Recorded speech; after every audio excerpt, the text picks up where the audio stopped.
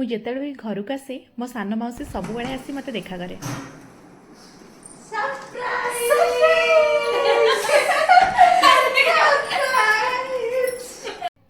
ଆଉ ଏଇଥର ହଠାତ୍ ଆସି ଆମ ସମସ୍ତଙ୍କୁ ଭଲ ସରପ୍ରାଇଜ୍ ଦେଲା। ଆଉ ମୋ ପାଇଁ କେତେ ସୁନ୍ଦର ସୁନ୍ଦର ଗିଫ୍ଟ ଆଣିଥିଲା ଦେଖନ୍ତୁ। ମାଉସୀ କିଛି ଦିନ ଆଗରୁ ସିକିମ୍ ଯାଇଥିଲା ଆଉ ସେଠାରୁ ମୋ ପାଇଁ ଏ ସୁନ୍ଦର ଶଲ୍, ଚୁଡ଼ି ଆଉ ଏ କ୍ୟୁଟ୍ ମିରରଟି ଆଣିଥିଲା।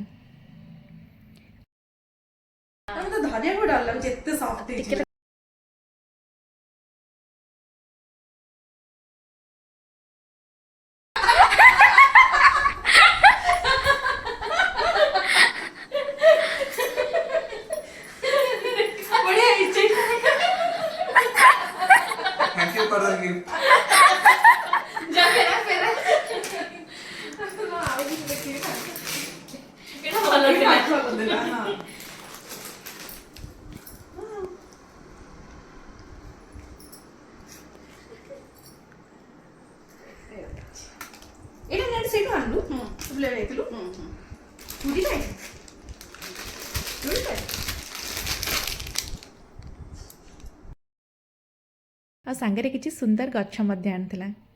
ଥରେ ମାଉସୀ ମୋତେ ଗୋଟେ ସ୍ନେକ୍ ପ୍ଲାଣ୍ଟ ଦେଇଥିଲା। ତାକୁ ମୁଁ ମୋ ଶାଶୁଘରେ ମୋ ବେଡ଼ରୁମ୍ରେ ୱିଣ୍ଡୋ ପାଖରେ ରଖିଛି।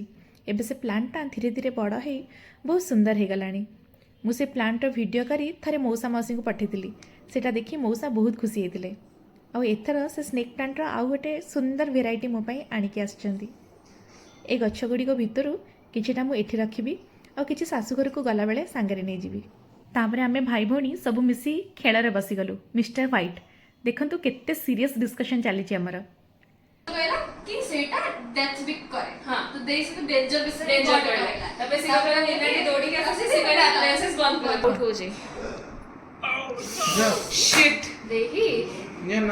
ତାପରେ ସବୁ ମିଶିକି ଗୋଟେ ମୁଭି ଦେଖିଲୁ।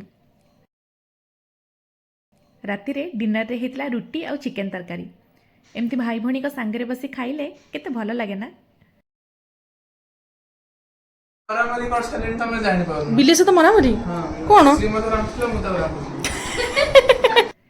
ଏମିତି ଖେଳାଖେଳି ହସ ମଜା ଆଉ ଫ୍ୟାମିଲି ଟାଇମ୍ରେ ପୁରା ଦିନଟା କେତେ ସୁନ୍ଦର ଭାବରେ କଟିଗଲା ଜାଣି ହିଁ ପାରିଲୁନି।